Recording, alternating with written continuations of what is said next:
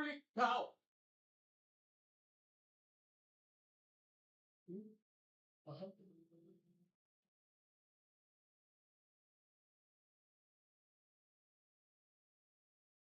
Holy cow! Check this out. 55, 8,000 today, my friend. But look at this. Look at this. Look at this. Between yesterday and today. Yesterday and today. What a nutcracker. Check that out. 6.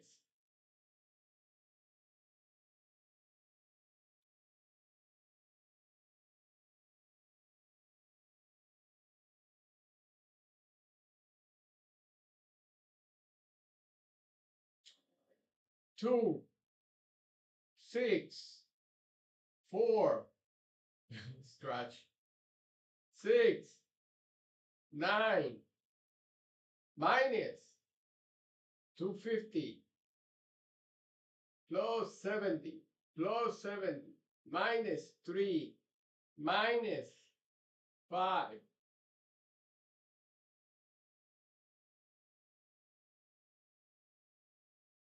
plus 4, plus 460, plus 630, plus 3, plus 50, minus 220. Killer, huh? Plus minus 112, plus 8. 54 trays. 292. I came back from down 18,000 or 20,000. Check out the video. I'm freaking believing. Let's see the other. Here's the other one. 15, 16, 25, minus 5, and now back to 10. Can you dig it? I don't care what others say. You gotta work it. So where we're going? We're going to point of control eventually. So let's look for an entry. How can we enter here? I assume right here. 311.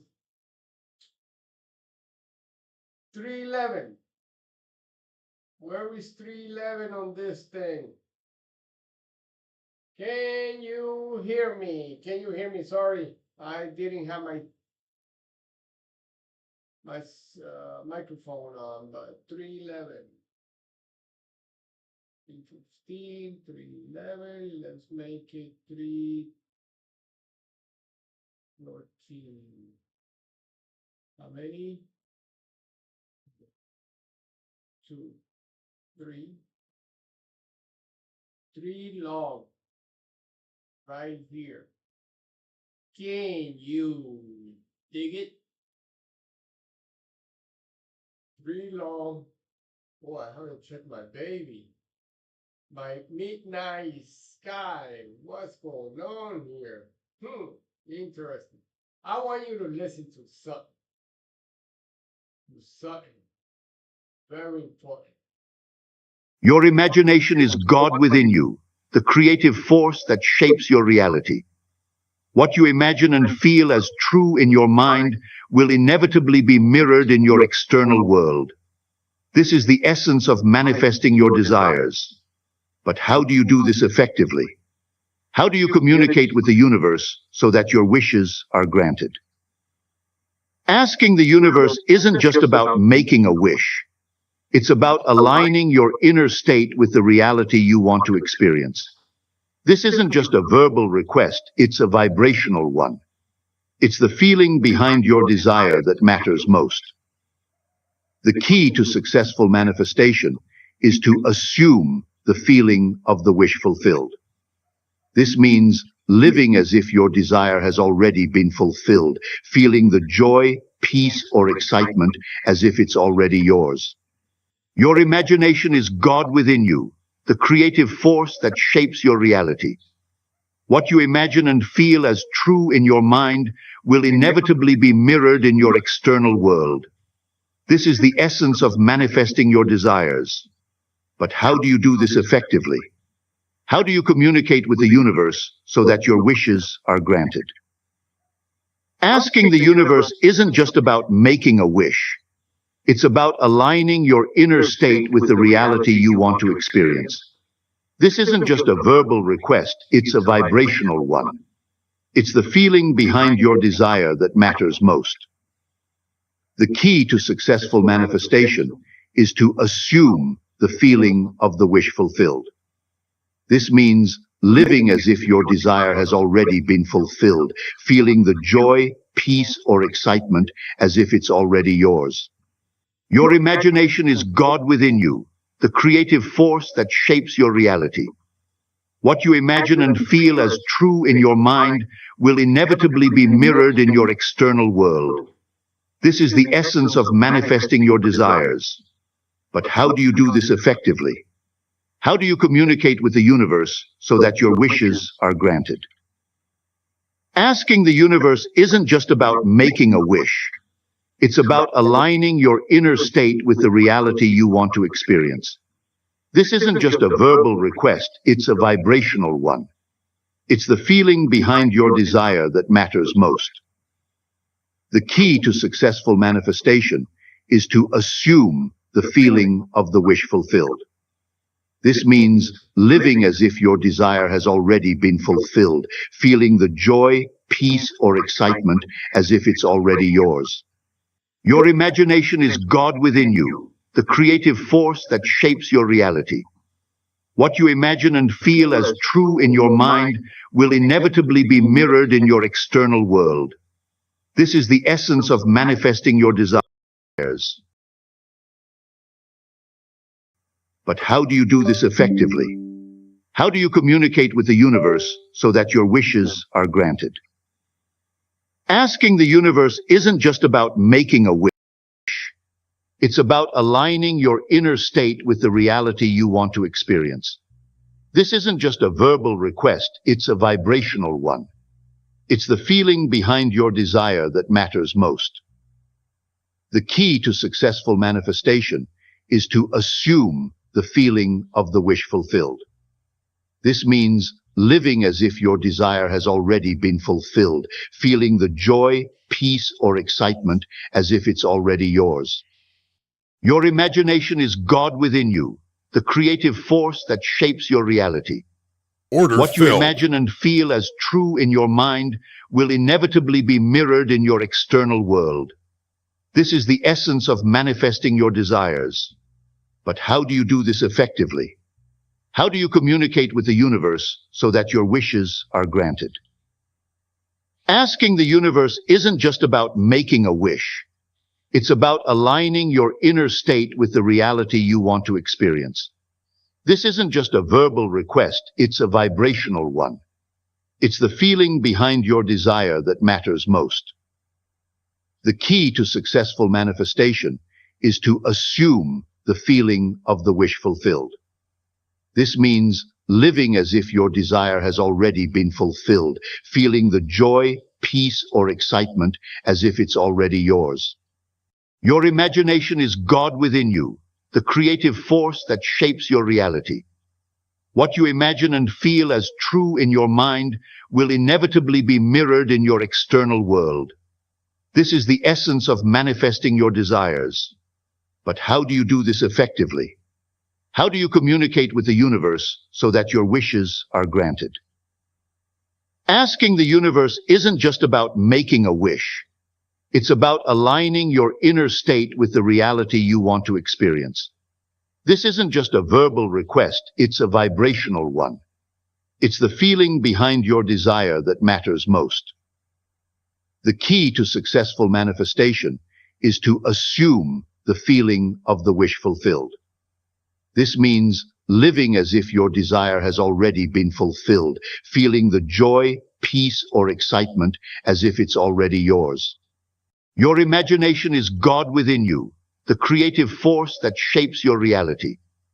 What you imagine and feel as true in your mind will inevitably be mirrored in your external world. This is the essence of manifesting your desires. But how do you do Order this filled. effectively? How do you communicate with the universe so that your wishes are granted? Asking the universe isn't just about making Order a wish. filled. It's about aligning your inner state with the reality you want to experience.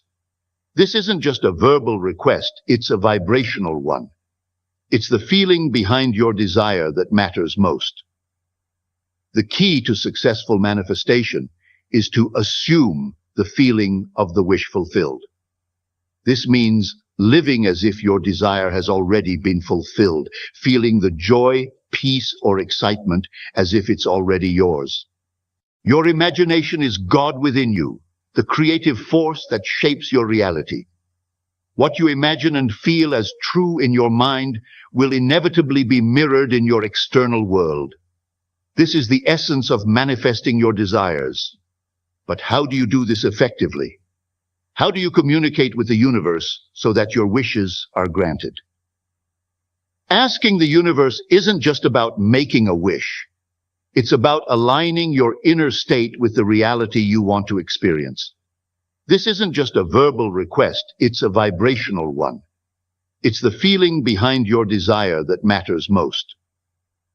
The key to successful manifestation is to assume the feeling of the wish fulfilled. This means living as if your desire has already been fulfilled, feeling the joy, peace, Order or filled. excitement as if it's already yours. Your imagination is God within you, the creative force that shapes your reality. What you imagine and feel as true in your mind will inevitably be mirrored in your external world. This is the essence of manifesting your desires. But how do you do this effectively? How do you communicate with the universe so that your wishes are granted? Asking the universe isn't just about making a wish. It's about aligning Order your filled. inner state with the reality you want to experience. This isn't just a verbal request, it's a vibrational one. Order It's filled. the feeling behind your desire that matters most. The key to successful manifestation is to assume the feeling of the wish fulfilled. This means living as if your desire has already been fulfilled, feeling the joy, peace, or excitement as if it's already yours. Your imagination is God within you, the creative force that shapes your reality. Order filled. What you imagine and feel as true in your mind will inevitably be mirrored in your external world. This is the essence of manifesting your desires. But how do you do this effectively? How do you communicate with the universe so that your wishes are granted? Asking the universe isn't just about making a wish. It's about aligning your inner state Order with the filled. reality you want to experience. This isn't just a verbal request, it's a vibrational one. It's the feeling behind your desire that matters most. The key to successful manifestation is to assume the feeling of the wish fulfilled. This means living as if your desire has already been fulfilled, feeling the joy, peace, or excitement as if it's already yours. Your imagination is God within you, the creative force that shapes your reality. What you imagine and feel as true in your mind will inevitably be mirrored in your external world. This is the essence of manifesting your desires. But how do you do this effectively? How do you communicate with the universe so that your wishes are granted? Asking the universe isn't just about making a wish. It's about aligning your inner state with the reality you want to Order experience. filled. This isn't just a verbal request, it's a vibrational one. It's the feeling behind your desire that matters most. The key to successful manifestation is to assume the feeling of the wish fulfilled.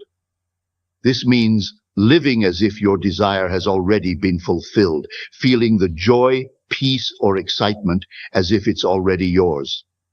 Your imagination is God within you, the creative force that shapes your reality. What you imagine and feel as true in your mind will inevitably be mirrored in your external world. This is the essence of manifesting your desires. But how do you do this effectively? How do you communicate with the universe so that your wishes are granted? Asking the universe isn't just about making a wish. It's about aligning your inner state with the reality you want to experience. This isn't just a verbal request, it's a vibrational one. It's the feeling behind your desire that matters most. The key to successful manifestation is to assume the feeling of the wish fulfilled. This means living as if your desire has already been fulfilled, feeling the joy, peace, or excitement as if it's already yours. Your imagination is God within you, the creative force that shapes your reality. What you imagine and feel as true in your mind will inevitably be mirrored in your external world. This is the essence of manifesting your desires. But how do you do this effectively? How do you communicate with the universe so that your wishes are granted? Asking the universe isn't just about making a wish. It's about aligning your inner state with the reality you want to experience. This isn't just a verbal request, it's a vibrational one. It's the feeling behind your desire that matters most. The key to successful manifestation is to assume the feeling of the wish fulfilled. This means living as if your desire has already been fulfilled, feeling the joy, peace, or excitement as if it's already yours. Your imagination is God within you, the creative force that shapes your reality. What you imagine and feel as true in your mind will inevitably be mirrored in your external world. This is the essence of manifesting your desires. But how do you do this effectively? How do you communicate with the universe so that your wishes are granted? Asking the universe isn't just about making a wish. It's about aligning your inner state with the reality you want to experience. This isn't just a verbal request, it's a vibrational one. It's the feeling behind your desire that matters most. The key to successful manifestation is to assume the feeling of the wish fulfilled. This means living as if your desire has already been fulfilled, feeling the joy, peace, or excitement as if it's already yours. Your imagination is God within you, the creative force that shapes your reality. What you imagine and feel as true in your mind will inevitably be mirrored in your external world. This is the essence of manifesting your desires. But how do you do this effectively? How do you communicate with the universe so that your wishes are granted? Asking the universe isn't just about making a wish. It's about aligning your inner state with the reality you want to experience. This isn't just a verbal request, it's a vibrational one. It's the feeling behind your desire that matters most. The key to successful manifestation is to assume the feeling of the wish fulfilled.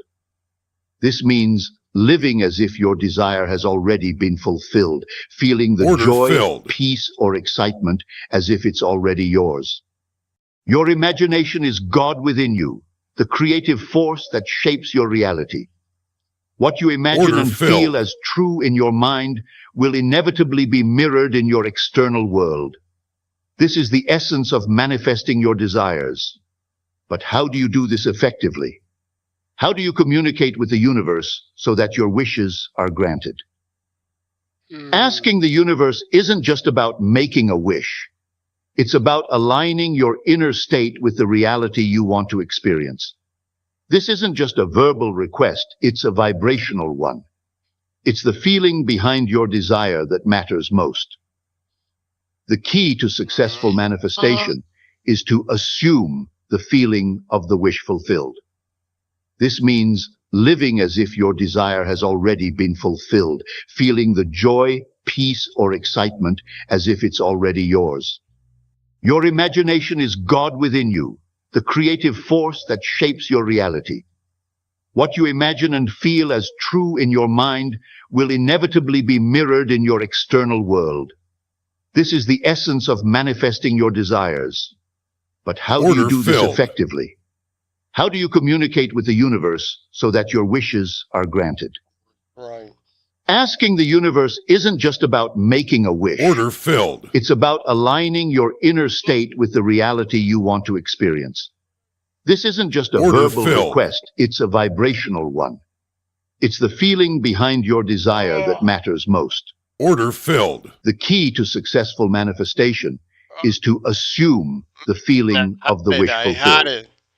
This I means had living as if your Oh, desire look at has that. I already been had it. fulfilled, I feeling saw the it. joy, peace, or excitement as if it's already yours. These two right here. Your This one imagination right is here, God and within this you, one right the here. creative force that shapes your reality. What you imagine and feel as true in your mind will inevitably be mirrored in your external world. This is the essence of manifesting your desires. But how do you do this effectively? How do you communicate with the universe so that your wishes are granted? Asking the universe isn't just about making a wish.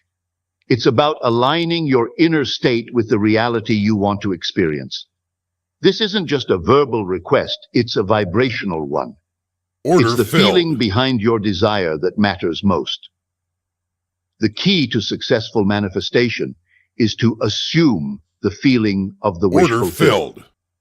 This means living as if your desire has already been fulfilled, feeling the joy, peace, or excitement as if it's already yours. Your imagination is God within you, the creative force that shapes your reality. Order filled. What you imagine and feel as true in your mind will inevitably be mirrored in your external world. This is the essence of manifesting your desires. But how do you do this effectively? How do you communicate with the universe so that your wishes are granted? Asking the universe isn't just about making a wish. It's about aligning your inner state with the reality you want to experience. This isn't just a verbal request, it's a vibrational one. It's the feeling behind your desire that matters most. The key to successful manifestation is to assume the feeling of the wish fulfilled. This means living as if your desire has already been fulfilled, feeling the joy, peace, or excitement as if it's already yours. Your imagination is God within you, the creative force that shapes your reality. What you imagine and feel as true in your mind will inevitably be mirrored in your external world. This is the essence of manifesting your desires. But how do you do this effectively? How do you communicate with the universe so that your wishes are granted? Asking the universe isn't just about making a wish. It's about aligning your inner state with the reality you want to experience. This isn't just a verbal request, it's a vibrational one. It's the feeling behind your desire that matters most. The key to successful manifestation is to assume the feeling of the wish fulfilled. Here. This means living as if your desire has already been fulfilled, feeling the joy, peace, or excitement as if it's already yours. Your imagination is God within you, the creative force that shapes your reality. What you imagine and feel as true in your mind will inevitably be mirrored in your external world. This is the essence of manifesting your desires. But how do you do this effectively? How do you communicate with the universe so that your wishes are granted? Asking the universe isn't just about making a wish. It's about aligning your inner state with the reality you want to experience. This isn't just a verbal request, it's a vibrational one. It's the feeling behind your desire that matters most. The key to successful manifestation is to assume the feeling of the wish fulfilled. This means living as if your desire has already been fulfilled, feeling the joy, peace, or excitement as if it's already yours. Your imagination is God within you, the creative force that shapes your reality. What you imagine and feel as true in your mind will inevitably be mirrored in your external world. This is the essence of manifesting your desires.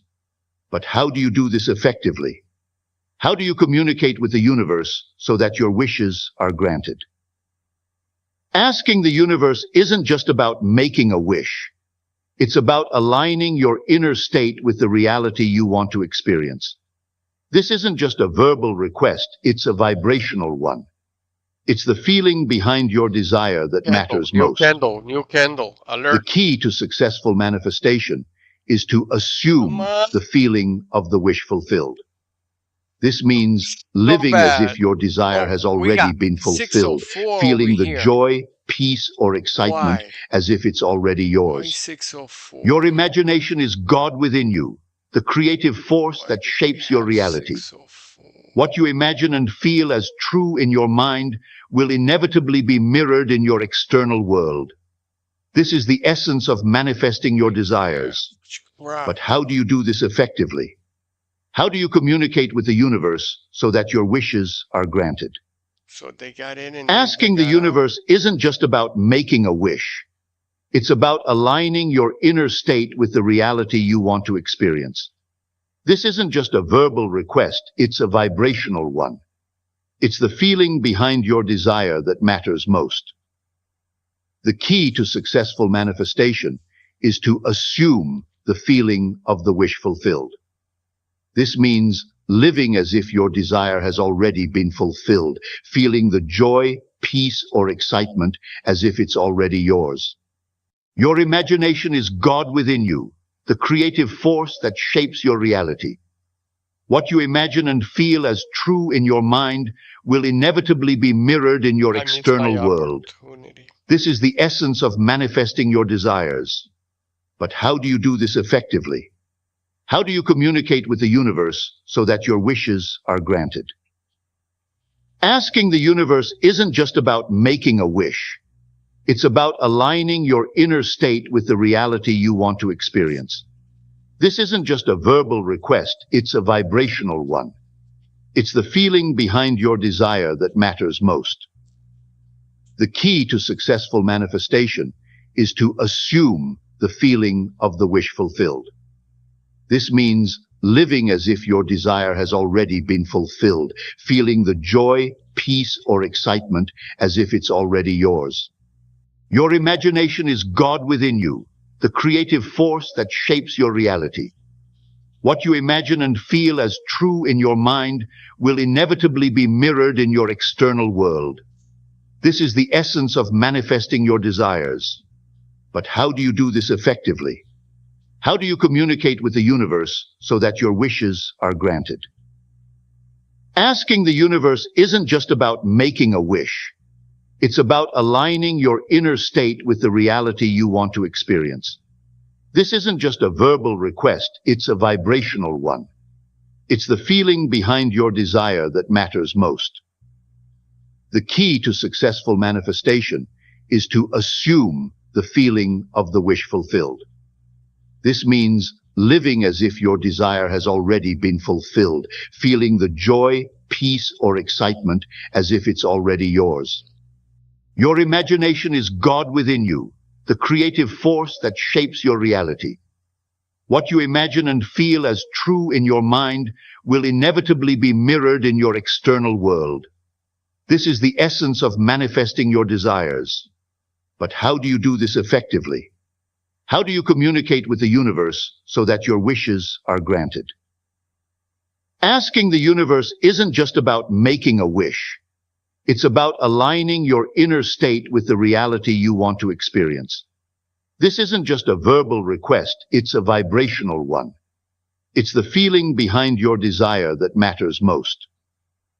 The key to successful manifestation is to assume the feeling of the wish fulfilled. This means living as if your desire has already been fulfilled, feeling the joy, peace, or excitement as if it's already yours. Your imagination is God within you, the creative force that shapes your reality. What you imagine and feel as true in your mind will inevitably be mirrored in your external world. This is the essence of manifesting your desires. But how do you do this effectively? How do you communicate with the universe so that your wishes are granted? Asking the universe isn't just about making a wish. It's about aligning your inner state with the reality you want to experience.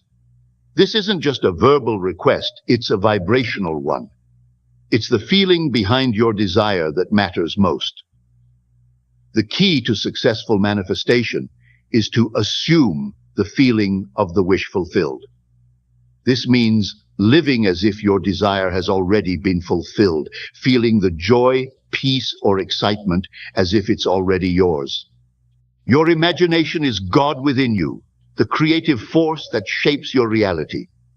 What you imagine and feel as true in your mind will inevitably be mirrored in your external world.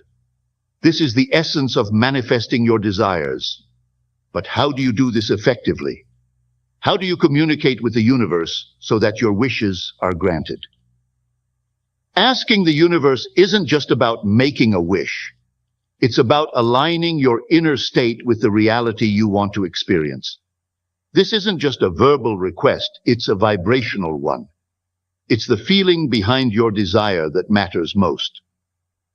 The key to successful manifestation is to assume the feeling of the wish fulfilled. This means living as if your desire has already been fulfilled, feeling the joy, peace, or excitement as if it's already yours. Your imagination is God within you, the creative force that shapes your reality. What you imagine and feel as true in your mind will inevitably be mirrored in your external world. This is the essence of manifesting your desires. But how do you do this effectively? How do you communicate with the universe so that your wishes are granted? Asking the universe isn't just about making a wish. It's about aligning your inner state with the reality you want to experience. This isn't just a verbal request, it's a vibrational one. It's the feeling behind your desire that matters most. The key to successful manifestation is to assume the feeling of the wish fulfilled. This means living as if your desire has already been fulfilled, feeling the joy, peace, or excitement as if it's already yours. Your imagination is God within you, the creative force that shapes your reality. What you imagine and feel as true in your mind will inevitably be mirrored in your external world. Order This filled. is the essence of manifesting your desires. But how do you do this effectively? How do you communicate with the universe so that your wishes are granted? Asking the universe isn't just about making a wish. It's about aligning your inner state with the reality you want to experience. This isn't just a verbal request, it's a vibrational one. It's the feeling behind your desire that matters most. The key to successful manifestation is to assume the feeling of the wish fulfilled. This means living as if your desire has already been fulfilled, feeling the joy, peace, or excitement as if it's already yours. Your imagination is God within you, the creative force that shapes your reality. What you imagine and feel as true in your mind will inevitably be mirrored in your external world. This is the essence of manifesting your desires. But how do you do this effectively? How do you communicate with the universe so that your wishes are granted? Asking the universe isn't just about making a wish. It's about aligning your inner state with the reality you want to experience. Order This filled. isn't just a verbal request, it's a vibrational one. It's the feeling behind your desire that matters most. The key to successful manifestation is to assume the feeling of the wish fulfilled. This means living as if your desire has already been fulfilled, feeling the joy, peace, or excitement as if it's already yours. Your imagination is God within you, the creative force that shapes your reality. What you imagine and feel as true in your mind will inevitably be mirrored in your external world. This is the essence Order of filled. manifesting your desires. But how do you do this effectively? How do you communicate with the universe so that your wishes are granted? Asking the universe isn't just about making a wish. It's about aligning your inner state with the reality you want to experience. This isn't Order just a filled. verbal request, it's a vibrational one. It's the feeling behind your desire that matters most. The key to successful manifestation is to assume the feeling of the wish fulfilled. This means living as if your desire has already been fulfilled, feeling the joy, peace, or excitement as if it's already yours. Your imagination is God within you, the creative force that shapes your reality. What you imagine and feel as true in your mind will inevitably be mirrored in your external world. This is the essence of manifesting your desires. But how do you do this effectively?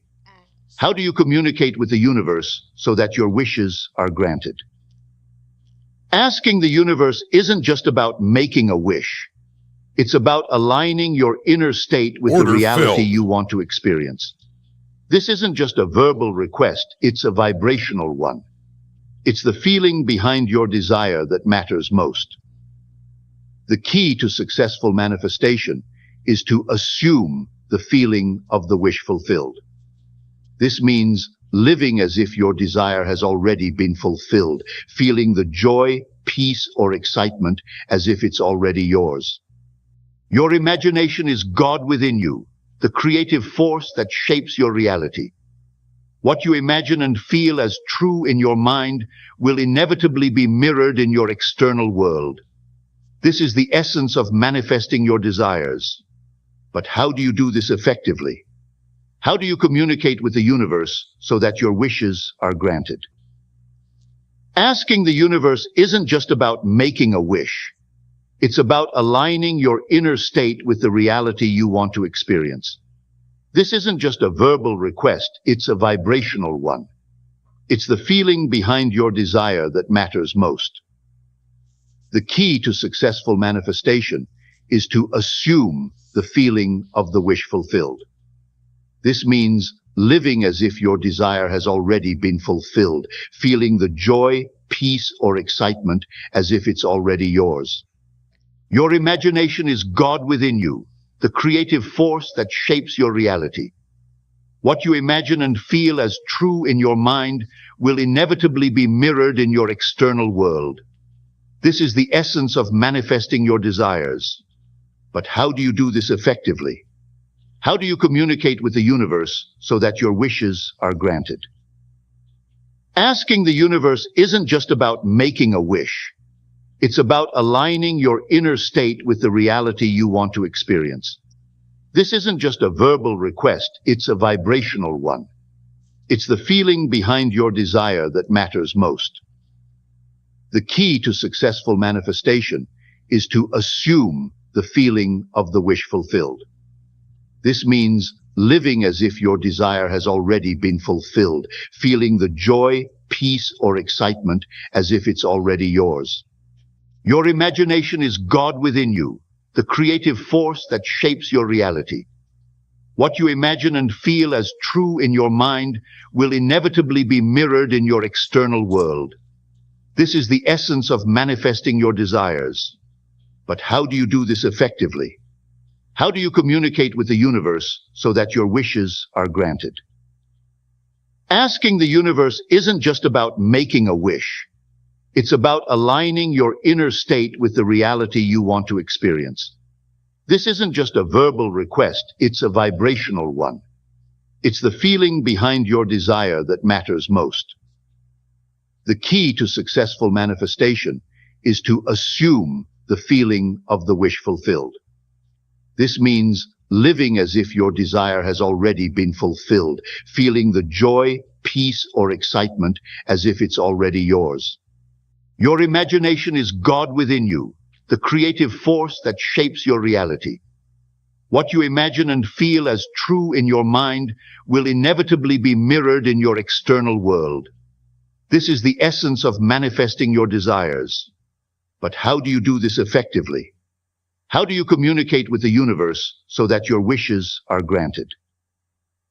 Asking the universe isn't just about making a wish. It's about aligning your inner state with the reality Order you want to filled. experience. This isn't just a verbal request, it's a vibrational one. It's the feeling behind your desire that matters most. The key to successful manifestation is to assume the feeling of the wish fulfilled. This means living as if your desire has already been fulfilled, feeling the joy, peace, or excitement as if it's already yours. Your imagination is God within you, the creative force that shapes your reality. What you imagine and feel as true in your mind will inevitably be mirrored in your external world. This is the essence of manifesting your desires. But how do you do this effectively? How do you communicate with the universe so that your wishes are granted? Asking the universe isn't just about making a wish. It's about aligning your inner state with the reality you want to experience. This isn't just a verbal request, it's a vibrational one. It's the feeling behind your desire that matters most. The key to successful manifestation is to assume the feeling of the wish fulfilled. This means living as if your desire has already been fulfilled, feeling the joy, peace, or excitement as if it's already yours. Your imagination is God within you, the creative force that shapes your reality. What you imagine and feel as true in your mind will inevitably be mirrored in your external world. This is the essence of manifesting your desires. But how do you do this effectively? How do you communicate with the universe so that your wishes are granted? Asking the universe isn't just about making a wish. It's about aligning your inner state with the reality you want to experience. This isn't just a verbal request, it's a vibrational one. It's the feeling behind your desire that matters most. The key to successful manifestation is to assume the feeling of the wish fulfilled. This means living as if your desire has already been fulfilled, feeling the joy, peace, or excitement as if it's already yours. Your imagination is God within you, the creative force that shapes your reality. What you imagine and feel as true in your mind will inevitably be mirrored in your external world. This is the essence of manifesting your desires. But how do you do this effectively? How do you communicate with the universe so that your wishes are granted? Asking the universe isn't just about making a wish. It's about aligning your inner state with the reality you want to experience. This isn't just a verbal request, it's a vibrational one. It's the feeling behind your desire that matters most. The key to successful manifestation is to assume the feeling of the wish fulfilled. This means living as if your desire has already been fulfilled, feeling the joy, peace, or excitement as if it's already yours. Your imagination is God within you, the creative force that shapes your reality. What you imagine and feel as true in your mind will inevitably be mirrored in your external world. This is the essence of manifesting your desires. But how do you do this effectively? How do you communicate with the universe so that your wishes are granted? Asking the universe isn't just about making a wish. It's about aligning your inner state with the reality you want to experience. This isn't just a verbal request, it's a vibrational one. It's the feeling behind your desire that matters most. The key to successful manifestation is to assume the feeling of the wish fulfilled. This means living as if your desire has already been fulfilled, feeling the joy, peace, or excitement as if it's already yours. Your imagination is God within you, the creative force that shapes your reality. What you imagine and feel as true in your mind will inevitably be mirrored in your external world. This is the essence of manifesting your desires. But how do you do this effectively? How do you communicate with the universe so that your wishes are granted? Asking the universe isn't just about making a wish. It's about aligning your inner state with the reality you want to experience. This isn't just a verbal request, it's a vibrational one. It's the feeling behind your desire that matters most. The key to successful manifestation is to assume the feeling of the wish fulfilled.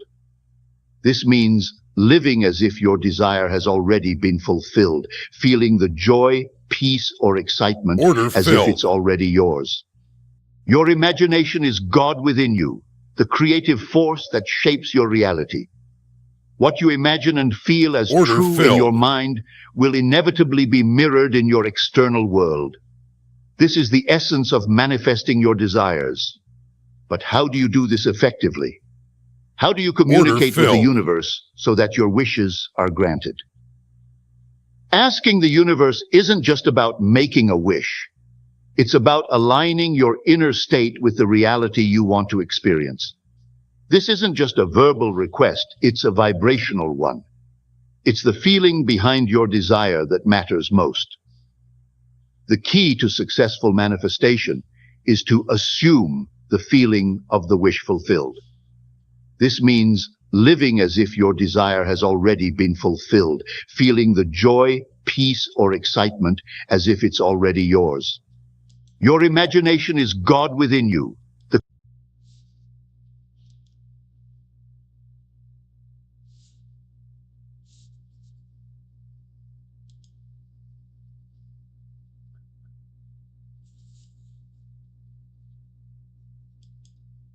Get 407.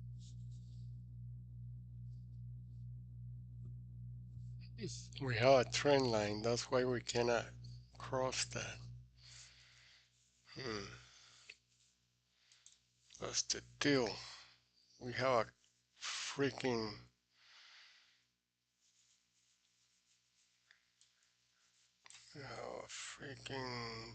chingadera. Crap.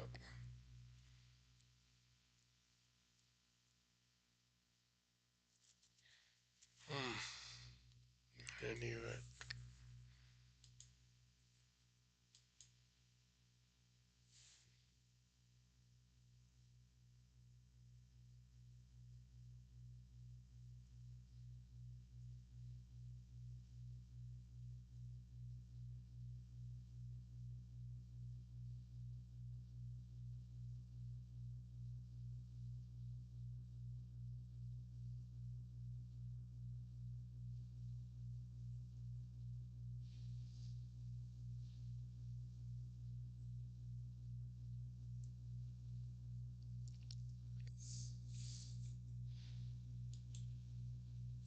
There is an algorithm in the market.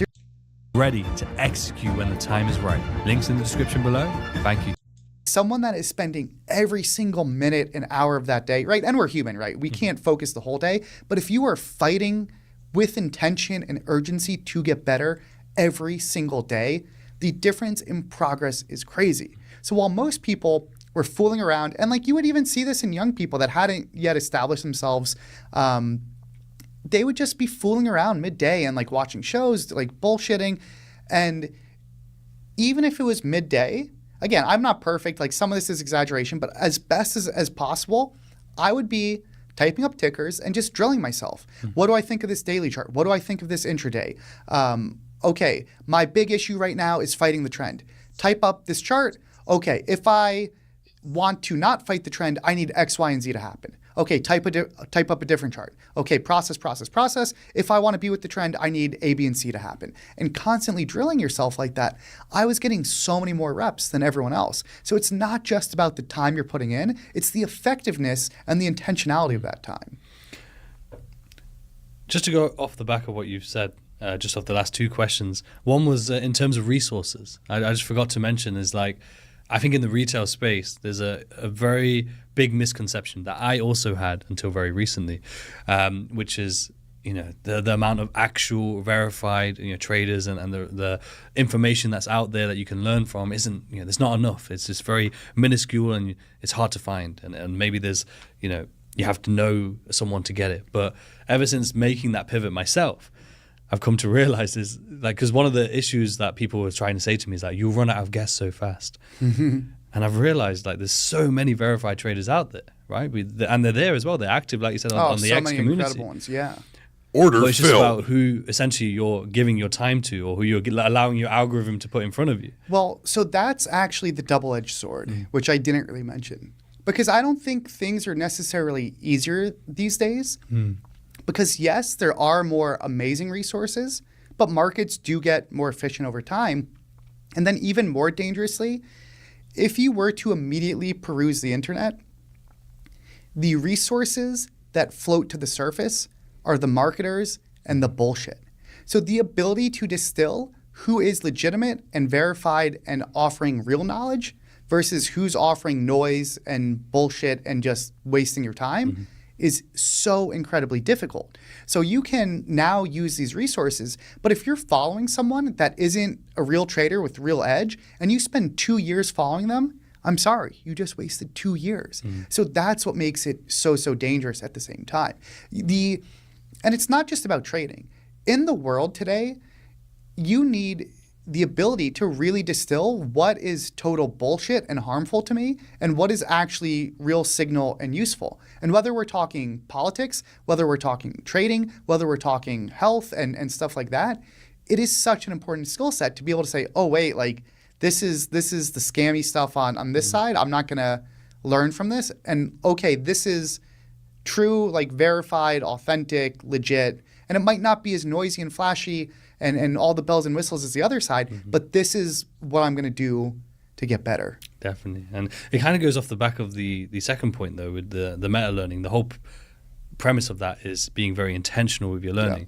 And I think it's the same principle with your resources. If you're being intentional with quality resources, then you will end up finding, the great traders who are providing great value and real value. While if you're not intentional and you kind of just accept whatever comes your way, like whatever video pops up or whatever referral you get, and you kind of just don't question it beyond that, then you find yourself in that position as you just mentioned. But equally, one thing you mentioned as well in terms of you could spend 2 years learning from the wrong people. Or 2 years where you're not focused, and you've got so much things going on. And I feel like so many retail independent traders are in that position where they say, I've been trying this for 6 years. But then if you really broke that down, of the 6 years, maybe 6 months of work has been done. Yeah, and so here's the hard part, and I try and make this just so abundantly clear. And so here's the thing, is if your income is dependent on your following and your influence, you're selling a dream. You're not selling reality. And so what a lot of those people won't tell you is, first of all, the overwhelming majority of people will fail at this game, right? The other thing they don't tell you is the realities of the learning curve. The learning curve, I would say, at Trillium, at S&B Capital, at any of these top shops, 2 years, right? Now let's dissect that. 2 years, if you are a top candidate, if you are working at the job full time, if you are in office in an amazing environment with professional resources, their capital, their technology, an amazing trading pod of experienced traders to learn from. So those things are critical in accelerating your learning curve. Now, if you don't know the basics of finance or markets, if you don't have proper mentorship, if you're doing this part-time, if you're doing this with minimal capital, if you're doing this without good technology, if you don't even know where to start, and you can only dedicate so much time each day, well then guess what? That learning curve isn't 2 years. So what people don't recognize is that for most people at home, the learning curve could be 3, 4, 5, 6+ years. And I hate to say this, but like if you're working a full-time job and you're trading and studying a couple hours a day on the side, a couple days a week, it's going to be a really long learning curve. And there's nothing wrong with that. But you need to have your eyes open to that fact. I think that makes a big difference as well. Like being aware of exactly what it's going to look like so you can accept that versus that same scenario you gave. If you're not aware of that, after a year, you're going to be wondering, I've been putting the work in. Well, then it's the saddest outcome there is because you are embarking on a long journey. But because you don't know the realities of it, and you haven't committed or allowed yourself the space for that, it ends up a total waste of your time, right? Like if you're not in a position to withstand a 2-year learning curve, and if you think, okay, I have enough savings to do this 1 year, well, guess what? You're going to just blow all your savings. And there have been so many people harmed by that perception of the trading world. And these are good people. And that's what kind of got me to be such an advocate of some of this stuff. I would do trader dinners, trader meetups and stuff, and I would meet these people and I would talk to them and hear their story. And these were all like good-hearted people. Of course, they want the dream success. They want the money, the lifestyle, all that stuff. But then they didn't really know the reality of the learning curve. So then so many people end up almost in like that addiction gambling phase where you blow your savings. It damages your family. It damages your friendships. It damages the trajectory and the savings of these people. And it's just because they're being just totally bullshitted by people. Yeah. And we're going to go into a lot more detail when it comes to sort of more what's going on in what you could call the retail space, etc. But just before we do that, because all we've done so far is really just recap, like go down memory lane, as you said. So we'll finish up with that, which is, I know there was a pivotal moment in terms of that period of time when you gave yourself to see the progress. And there was one particular trade on Tesla where you made roughly 5 to 10x your normal P&L. I think you made $10,000. What did that do for you, your mindset when you saw that? Was it a case where when you finally made that sort of trade, you realized, I can do this now? Yep. So I don't think there's ever necessarily some magic moment, because the reality is your improvement that leads to that, it's all these little levers you're pulling and all these little 1% improvements that eventually allow you to connect on the pitch. So if some rookie baseball player finally hit some home run, they wouldn't be like, oh my God, that was the magic pitch that fixed my swing. It was like, well, no, you were working on that for the 10,000 other pitches. And what I would say, though, is I was struggling at the time. It was the spring of, I believe, my second year at the job, essentially. I was interviewing elsewhere as just a little hedge just in case. And then there was this pattern in Tesla, a very classic exhaustion gap pattern, a pattern we continually see in the market even today. I mean, we're talking almost 15 years later. SMCI was a beautiful exhaustion gap this year. MSTR was a beautiful exhaustion gap. So these patterns still repeat themselves. And this was a pattern we kind of specialized in as a group. Okay, so we got 10 over here, right? It was something I saw. It was something that was game plannable. I had some reps on. I had all my little charts prepared. I was able to study. 7-9. And so I knew how I wanted to attack that day. So I'm going to do it right here. And just thank God or whatever's out there that the pattern essentially unfolded exactly as we drew it up and expected. And so if my normal day was 1 or 2 grand, I think I ended up putting up like 11 grand. I might even still have the screenshot on my phone all these years later. And not only did that buy me a ton of time, right? Because wow, like hey, this kid's finally showing something. Yeah.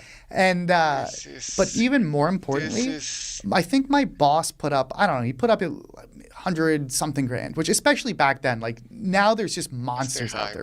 People do some crazy trades. 29. Like the growth in P&L even from when I started, which that's a whole separate subject I can get into. But my boss made, I don't know, 6 figures, 100K plus or something.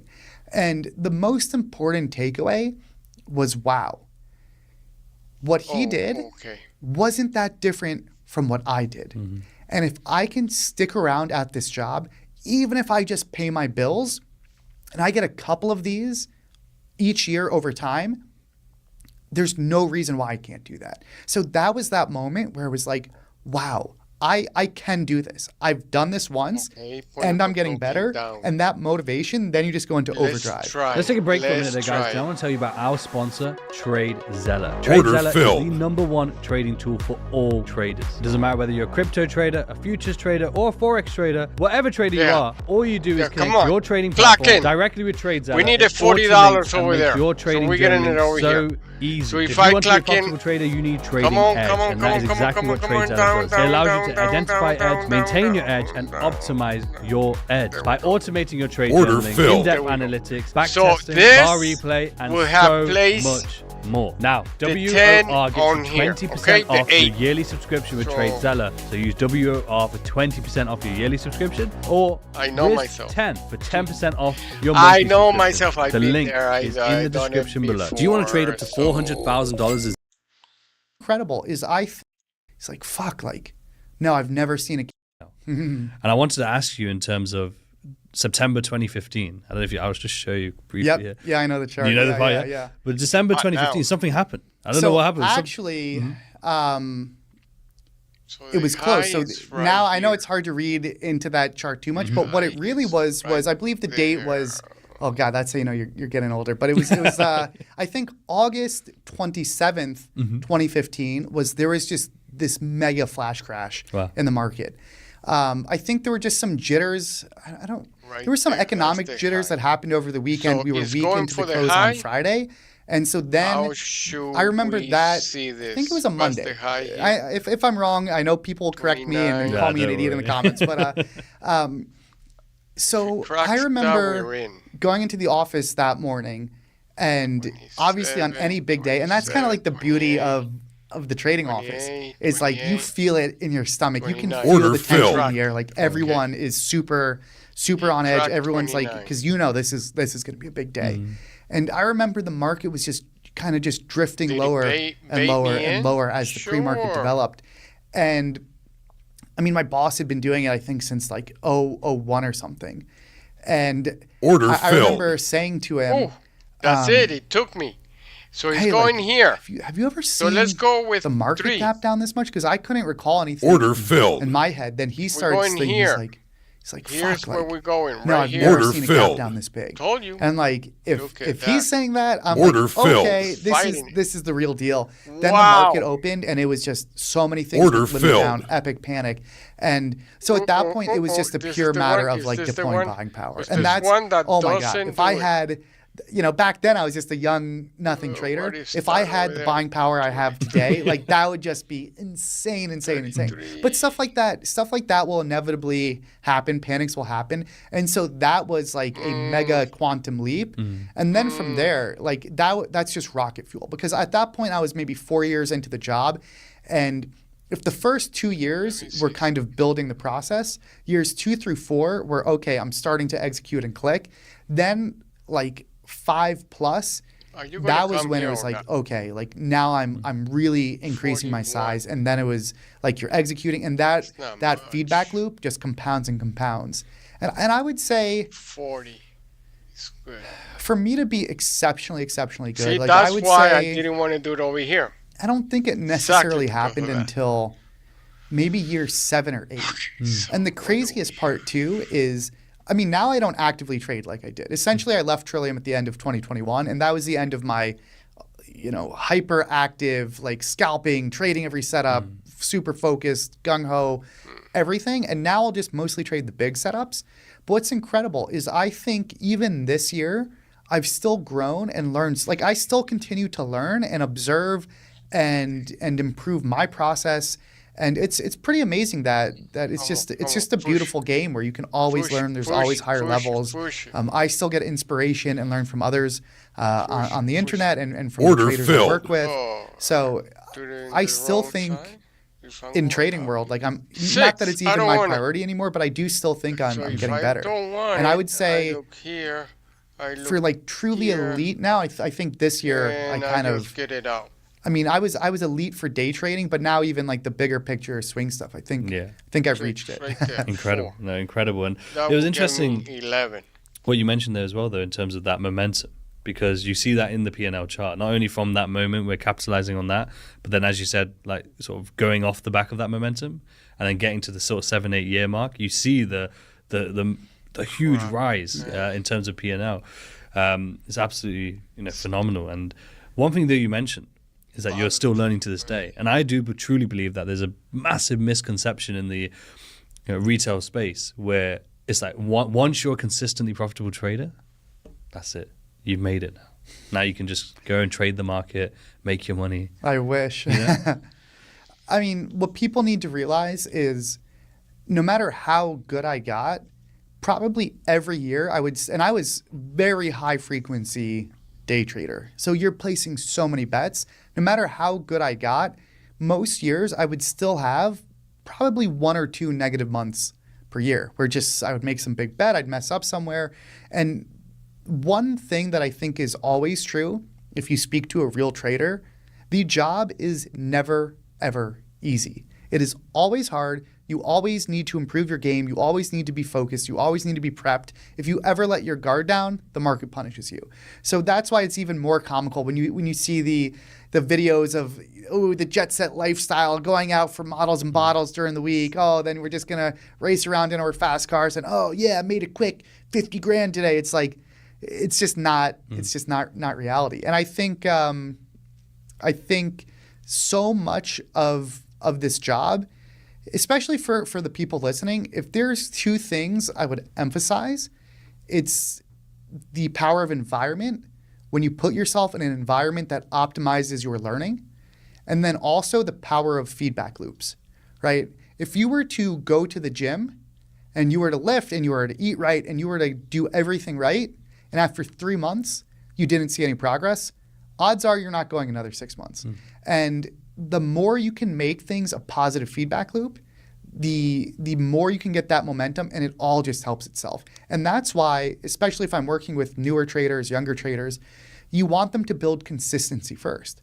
And so on the internet, all you have is this gain porn, right? Of oh my God, this person made 100K, this person made 50K, this person made $1 million. It's all just gain porn. And of course, what you're seeing is you're seeing some very advanced traders on their biggest trades. What you're not seeing is that what they're doing is probably not right for what you need to be doing. And the more you can build consistency and grow gradually, growing gradually is the fastest path to grow. Growing and changing fast is the slowest path to growth, because you take big losses, you take steps back. And so really working on your environment and the feedback loop is very powerful. Going off the back of both of those, especially the environment side, like how helpful was it to actually be around profitable traders, in that environment at Trillium, to actually see them handling risk? As you said, like your boss doing 100K on a trade, like how helpful was that being early in your trading journey to be able to see that it's real? Because I feel like a lot of retail traders, they don't know any other traders.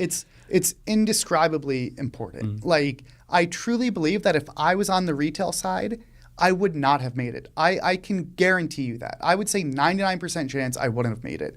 And so it's beneficial in so many ways, right? Because you see the work ethic of the people around you. You're competing with the people around you. You see the stocks that they're trading. You see the size that they're trading. And all that stuff compounds. And so to give you a fun example, so we're in New York right now. I love lifting and health and fitness. And so I travel a fair amount. You got to still go in shape. Yeah. And so I was able to sneak my way into this Order filled. powerlifting Olympic lifting gym in New York City. It's in a little basement. It's not that big. Interesting. And in this gym, it was a bunch of, I'm older than them at this point. It was a bunch of people in their 20s and everything. They were all serious lifters. And so what you saw was the whole workout session, they are talking about different tips. They're watching and recording each other's lifts. They're talking lifting, like they're giving each other feedback. They're talking about like different meets, different heroes that they were watching at meets and stuff. And most of all, they were having fun. Now, when you take that type of environment, do you know how easy it is to go work out when all your friends are there and all your friends are having a fun time? Do you know how much easier it is to get that extra rep out when you're competing with your buddy next to you?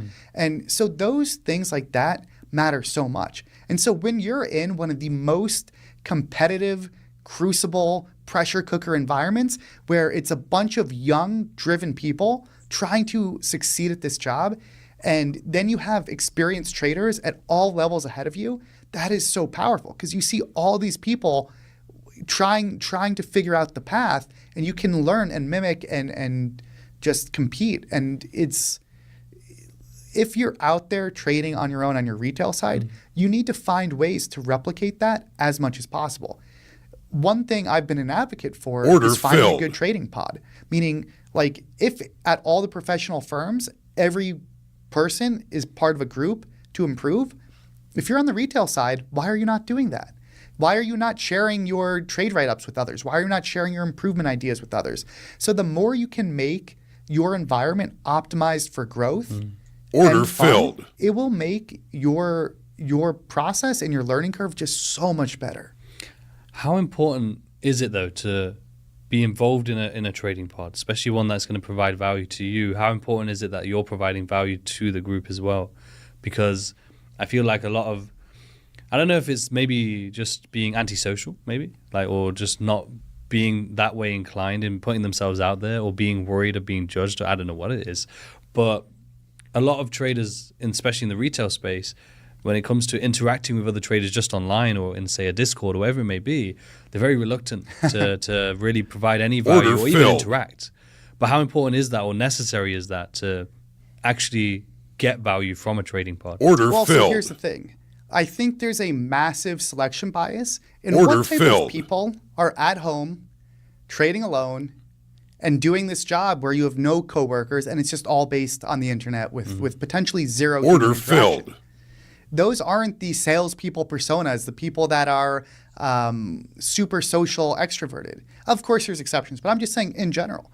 Most people are pursuing trading because they're the more analytical, deeper thinkers. They're more introverted. And so there's a lot of great parts of different personalities.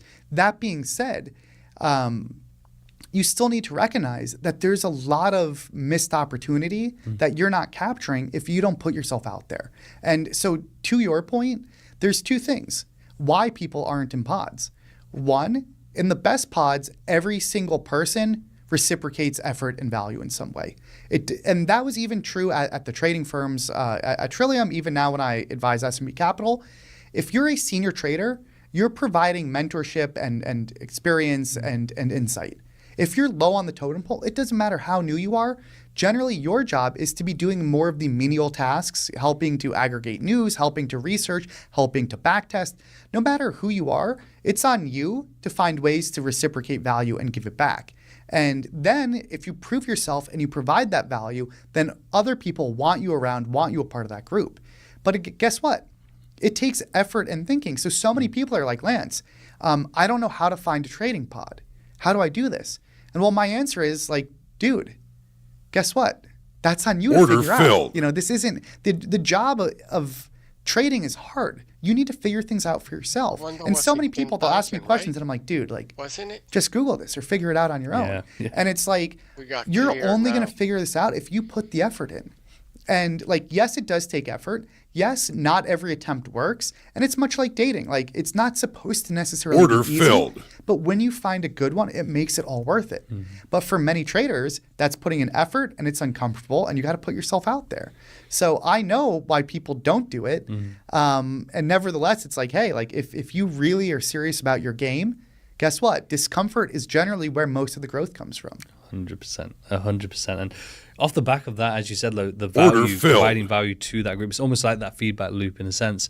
But that was a big part of the reason why, even 2 years in, you were still there at Trillium because of the amount of value you were providing. So, and that's a great point. And so one thing that I took a lot of security in is I was getting a very, very small salary at Trillium. But guess what?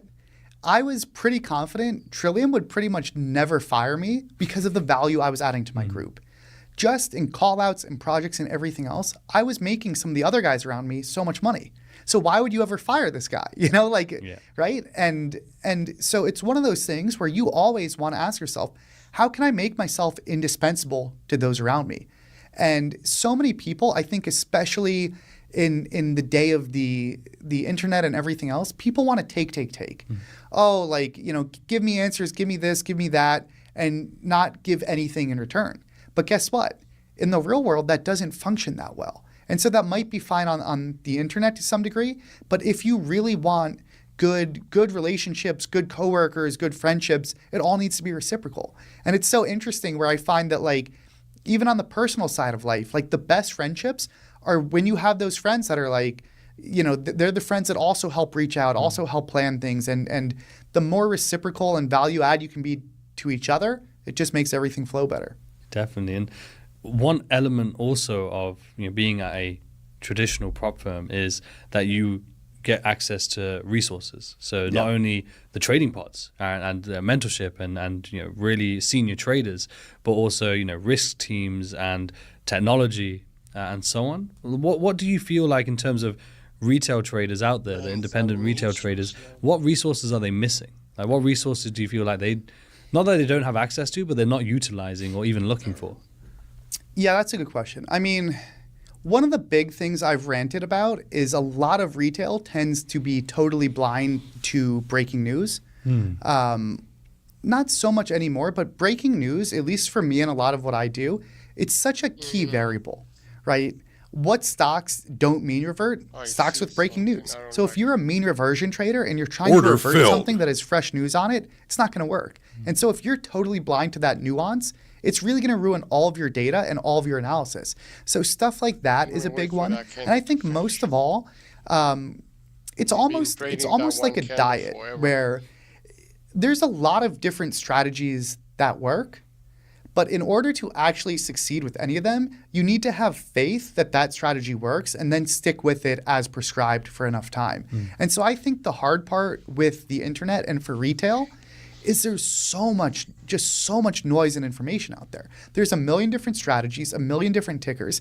So how do they know where to center in, right? And it's dangerous because like we spoke about, if you're following just some bullshitter and you don't see progress after 6 months, guess what? It's probably because it's bullshit. But you might be following some legit good advice and it still might take over 6 months. So that's what makes it really hard. So that's why mentorship will always come down to the most important variable. Like the reality is most of the technology is out there, right? There's a lot of good tech on the pro side, on the retail side. There's like a lot of good tools and everything. But ultimately, it's the mentorship that's going to matter the most. Because if you took away the capital, if you took away some of the tech, if you took away some of those different resources, give me good mentorship and you're going to find a way. Yeah, I really like that. And one thing, as we're talking about retail right now, and we're talking about prop firms, that prop firm term to the retail means something else, right? One of my biggest pet peeves, and already my blood's boiling. That's we've got the red for you. But yeah, like, you know, in the retail space, the thing that's taken over recent years has been what was coined as prop firms. Yeah, bastardized. Later did I realize that actually there were real prop firms that exist, and actually you could call them evaluation firms or funding programs or whatever they may be called. I know you like to call them bucket shops. So now what are your thoughts when you're observing? I know you're quite vocal on it already, but like, what are your thoughts in terms of that side of the space and what are the pros and cons, if there are any pros? Like, what are your thoughts in terms of its impact on trading community? So the story that I always tell is, so I know a lot of traders in the real world. I know a lot of trading firms in the real world. So then in 2022, I go on Twitter. And at Trillium, we're not really allowed social media for anything like that. It's very, very strict. And so this whole world opened up to me that I was not exposed to.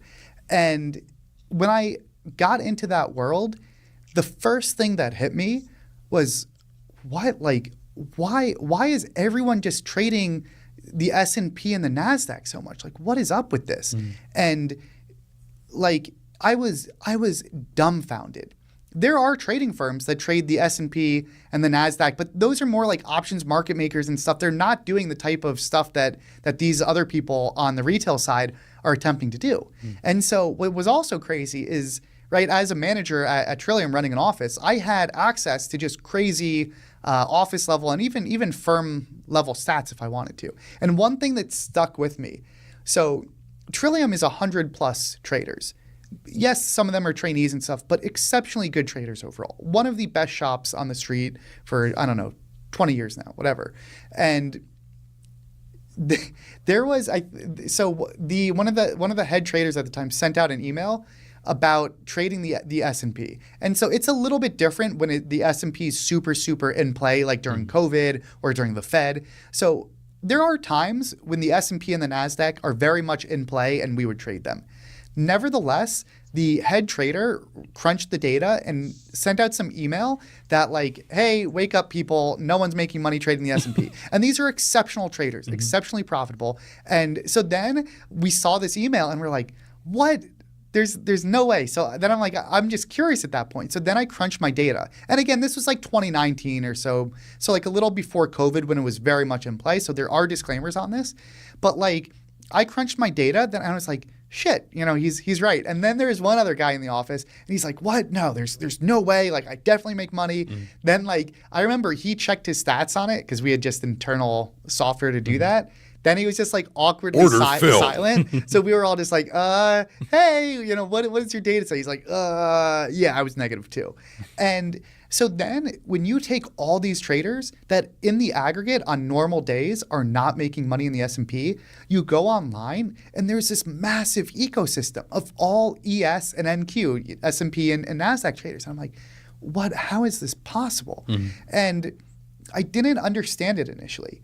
But then I started to learn more about the world of funded trader programs and everything else.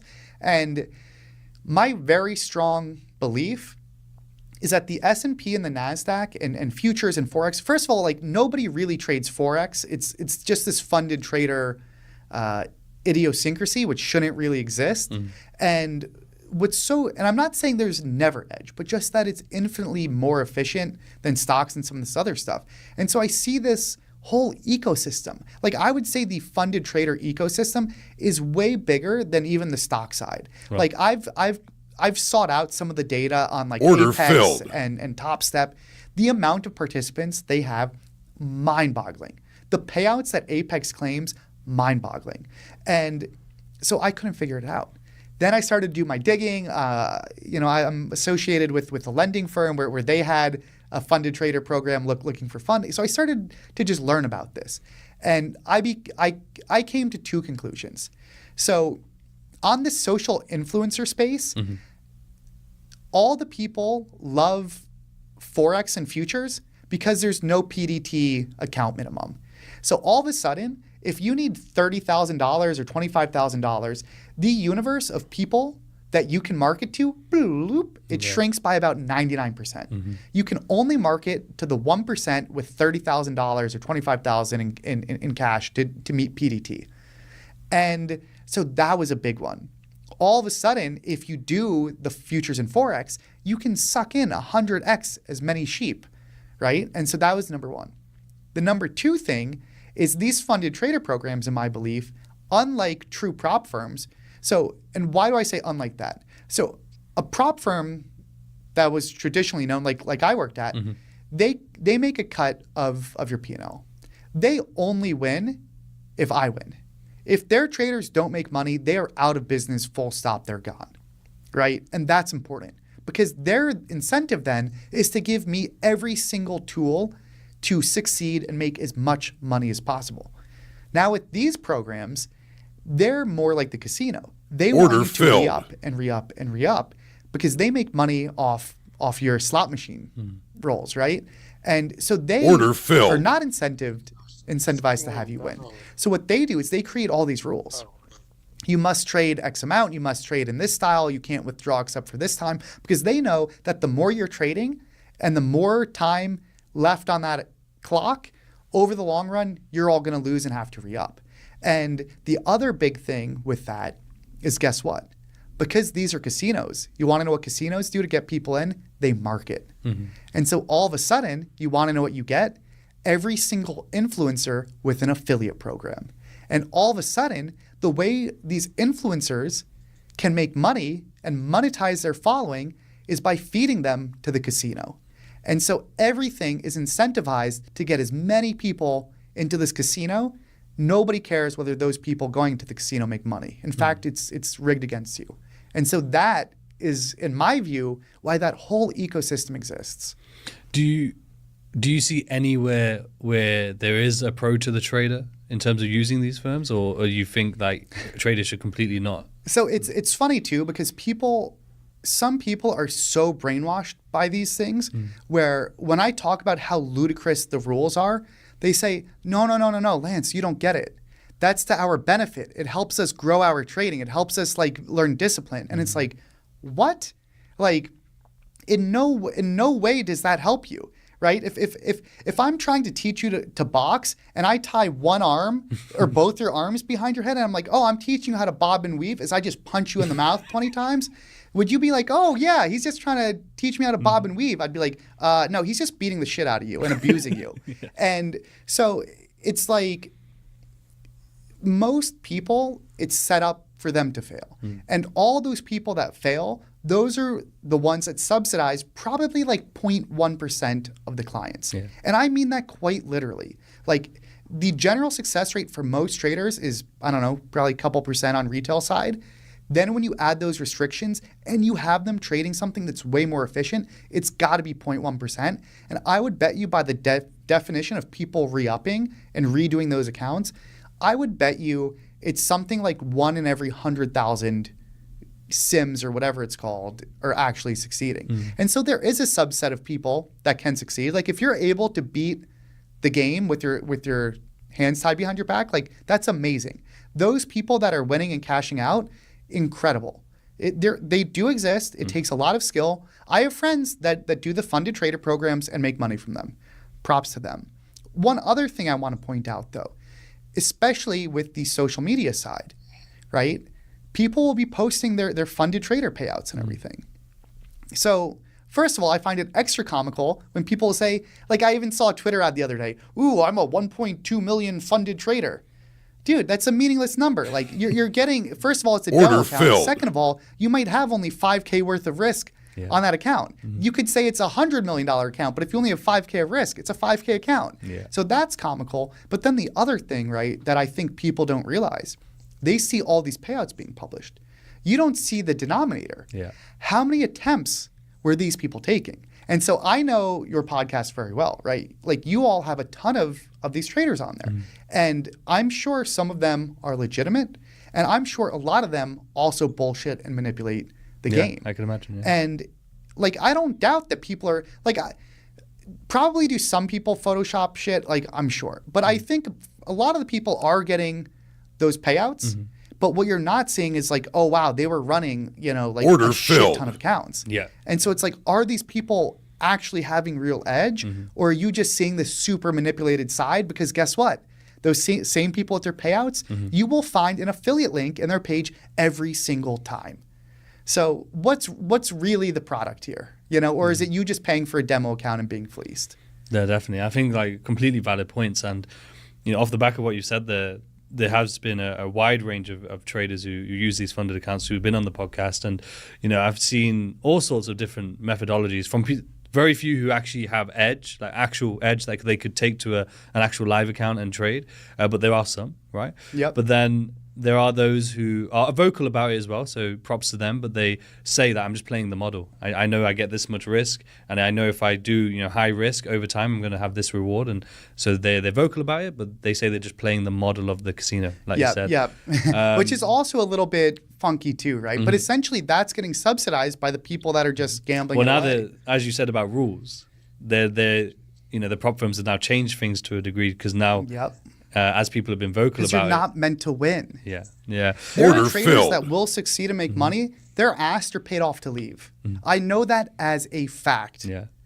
Now that happened to I don't know if you know who Trader Kane is. He holds the biggest payout from Apex. Yeah, I've seen some of his posts. I don't know him. But that's what they essentially happened is they paid him out, but he's not allowed to trade with them. But I don't get it. Why would they pay him out and kick him off the platform? Right? What do you mean? He's making money. He's a good trader. Isn't that what they want? Don't they want you to win? Don't they want you to succeed? You want to know what that sounds like? What happens if I go to the casino and I win too much? I get the tap on my shoulder, get the fuck out. And guess what? If that was a true prop firm, if they truly wanted you to win, why are they doing that? And he's not alone. I have heard that story many times. And one thing you probably don't know of, and I only learned this more recently, like a couple of months ago, is that it was more on the CFD side. I'm not sure about the futures side, but the CFD side, there are some firms that they will give you, they know you're an influencer. And as you said, they don't want to be paying out large amounts. So they'll do a deal for you where they'll give you the funded account so you don't have to do any of the challenges. And you can trade it and you're capped at 2% profit. And so they'll pay you the 2%. And you can use it as marketing to get your sales and your commissions and your course sales. Wow. When I learned that, I was really, because I already knew the model. And wow, I knew that's crazy. Yeah. So they're even manipulating it, rigging it even for the marketing. And I was really disappointed because I already knew the space, because I was involved. I had like a partnership in a prop firm a year ago, and that collapsed. Because there was 3 of us and we essentially were influenced. I had the podcast, they had more social influencer, and then we had someone who was running the back end, and they had ran like 4 or 5 of the top 10 CFD firms. So we thought it's in safe hands, blah, blah, blah. Regardless of what happened, it came to a point where in the CFD space, one of the tech providers, one of the main platform providers left. So then this 1 month where everything shifted from sales to payouts, shifted entirely. But because of the management not managing it correctly, it just completely lopsided, went bankrupt. And it's just, that was a huge lesson to me of like, okay, things may sound great and when things are going great, but if things aren't done in the correct manner and regardless of the, it was and a lot of them have been closed, and people, you always see these rule updates, right? The rules are being updated just to make sure, because I'm sure they have these crazy stat models that are saying these are the rules so that X amount is always losing so that we can cover those that beat it. And so one thing that I think is important is a lot of people will say, but Lance, what's the alternative? And I don't, that to me makes my head explode. Like I lose my mind when people ask me that, because it's like, Lance, I'm trying to get rich. What's the alternative to going to the casino? It's like, what, dude? What do you mean? The casino isn't how you get rich. Like, it's negative expected value. That's how you lose your money. The alternative is to not go to the casino and to do something that's going to make you money over the long run. Like, literally, if you need to, compared to going to the casino, get a different job or learn trading the right way. And what you're paying for these accounts over time, just like look, if you don't have enough money to fund an account yet, just save up. You shouldn't be trading anyways. You shouldn't be risking capital. You can trade a demo account for free, build your chops, save up, build a war chest. That's not the answer people want. Like, people want to hear like, ooh, money now, win now. So people don't want to listen, but that's on them at this point. But I think it's part of anyone with the platform to at least be honest and transparent. And like some of the ethics of what people are doing out there, like, and good on you for this whole conversation. Like, I don't know. Like, I know why everyone just cares about, hey, I want to make my nut take care of me and my own. Yeah. But it's like, is that really sufficient for how we should operate in our life, right? Like, should we really make money at the harm of other people and through deceit and poor ethics? Like, if that's your metric, like, so be it. But you're not someone I want to associate or be friends with. Like, of course, there's so much more to life than, there's a lot of ways to make money. Look, maybe it might not be as much, but in the long run, like I do think all those things catch up with you. And if you're not the person you want to be, it's short-lived. Yeah, like your career. You poison yourself. You poison your mind. Definitely. No, definitely. And I think the final point on sort of the prop firm side or evaluation firm side, hey. we're learning. But the world is changing. That's yes. it, yeah. But I think, as you mentioned, like, people just assuming that's the only route, that's a dangerous mindset to have. And I'm not sure where it stems from. I think, it stems from, all the content they're consuming really just revolves around it to a degree, for sure. They might not know any better. But I do think, as we said, like, people do use it. But the thing missing, which is a great pivot, I guess, which is edge. Like, they don't actually have edge. They're just going to this thing and think, and it kind of comes back to the mentorship, everything that we've talked about so far. They're lacking all of that. They don't even financial stability. They don't even have that. Like, I remember with ours, we were quite good at being realistic and saying, like, you need to have edge, make sure you have a good financial cushion, etc. But yeah, there would still be people, if you're saying it, still be people who will purchase challenges and deposit money or whatever it may be when they can't afford to lose any of that capital.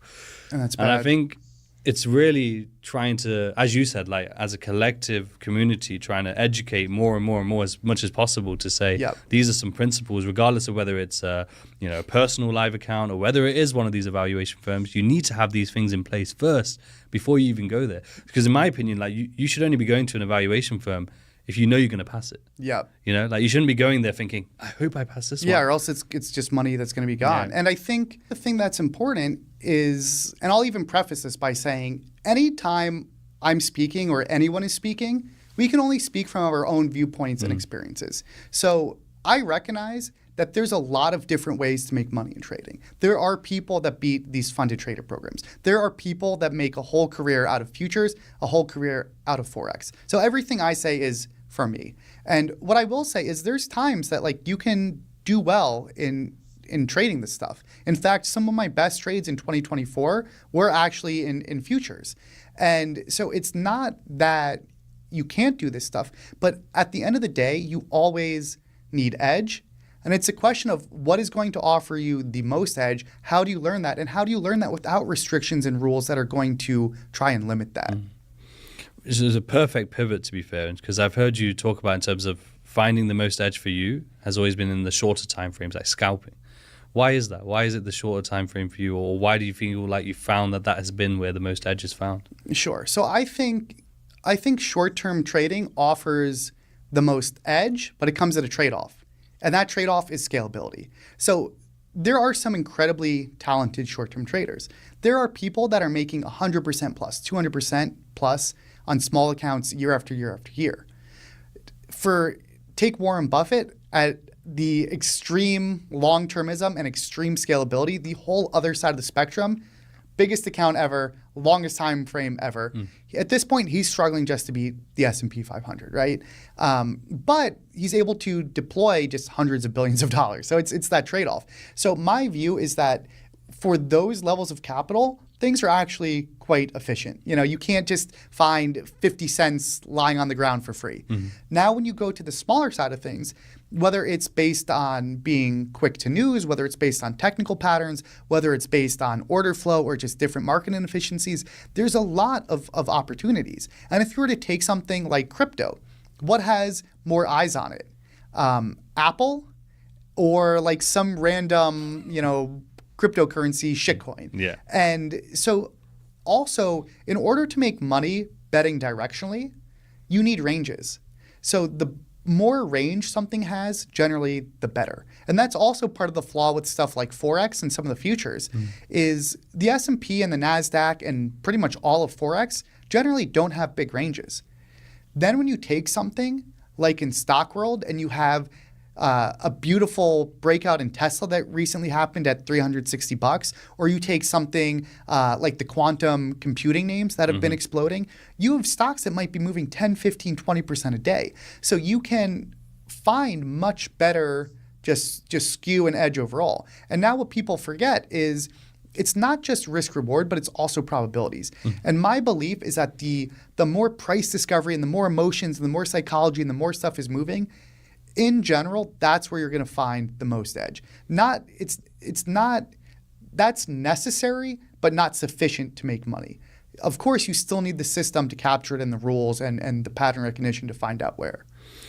And that's all derived off not only your own trading, but also you've worked with 200 to 250 plus traders at this point. And you've seen the same sort of correlation in terms of short-term trading being more prevalent, more edge being found for them. As you said, it's like the scalability aspect to it too, but also an element of course, short-term trading is the speed. And as we talked about very early on, speed wasn't your best thing. Like that was something you had to develop. And I think as part of that process, if I'm not mistaken, was that you would record your trading sessions and then actually review them, meticulously, and actually slow down the price action, slow down the speed essentially of your recording, so you could watch the price and really dissect without the P&L, without the pressures of live, it actually being live, and really dissecting what's going on. Is that a process that you took to essentially program and improve your speed and your ability to react in real time eventually? 100%. Now let's think back to the meta learning stuff we were talking about. To get good at anything, you want to get as many focused, intentional reps with immediate feedback as possible. And now think about golf. If I were to play a game of golf on a course, which of course is essential, that's the end goal. You of course want to be shooting well on a golf course. But guess what? If you average, 5 strokes. Well, for me, it might be, let's say I average 10 strokes a hole. So I'm getting 180 swings over call it 4 or 5 hours of play, right? And I'm only getting 18 shots off the tee. So with my driver, it might only be like 10 shots or something. And so I only get 10 reps for that. If my driver is the weakest part of my game, if I play 4 rounds of golf, I only get 40 shots and they're not back to back. The way more effective way to improve on that aspect of my game is, of course, to go to the driving range. And especially the best is if I can go to a driving range with the cameras that show me my swing in action so that I can break it down. Or you set up a camera with your tripod. Even if you go to some of these top lifting gyms, like, okay, look, there's the influencers with their camera so they can show off their butt and everything. But if you're a serious lifter, you also have your tripod and your phone because you're recording to see exactly your wrist position, your technique, how everything's stacking up. And trading's no different, right? And so what we want to do is we want to find what's the weakest part of our game that's going to lead to the most improvement. And I want to really dissect that. Okay, like watching this chart develop, what was I thinking? How can I reprogram that thought process? So one thing I used to always struggle with was fighting the trend. I have a very popular concept now called the right side of the V, where you wait for the turn. And why'd that come about? Because I was always fighting on the front side before the turn. And so then how did I intellectually recognized that was my issue, but then how did I fix it? I had all this tape that I would record of all these moments, and I would re-watch the tape, and I could just feel my thought process like, oh, I should be buying, and it's like, no. You got to recode and say, no, I'm on the front side, wait for the turn, boom, there it is. And then you want to make it as simulated as real time as possible. So I will even do the keystrokes and reprogram myself. Interesting. So then when I am on the course trading in real time, then it's like, okay, the stock is starting to come off. I'm going to wait for the turn. I'm going to wait for the backside. This is still front side. Wait. And you get another rep and you execute. And that only comes from getting so much more practice that might otherwise, like if you only see a good opportunity like that once a week or once a month, it might take you a whole year to get reps when I can now do that in like 1 week. I find it so fascinating because it's not something I've actively heard of until I started watching your content and some of SMB as well, talking about the processes of doing that too. But you can really, as you already talked about in terms of like lifters or even golf, but even like boxing, you hear it a lot. You're reviewing tapes, or I remember, I think an analogy you had used previously was in basketball. Same thing, like reviewing, games and trying to meticulously review yourself. And what I love there in terms of, it's essentially, I don't know if it would be the right term, but like the anchoring process. Like you essentially, when you were watching back and then doing the keystroke, essentially, even though it's not real at that time, it's just anchoring the thought process, the process. It just trains all the muscle memory and everything. So then when it does happen live, it's triggering something already. Back to that moment. Especially when I was at Trillium, I think for some of what I was doing, again, on some of these moves, you can see the volume that goes off. And for a lot of this stuff, I was without a doubt one of the fastest in the world. And I didn't start that way. I started one of the slowest in the world. So how did I get there?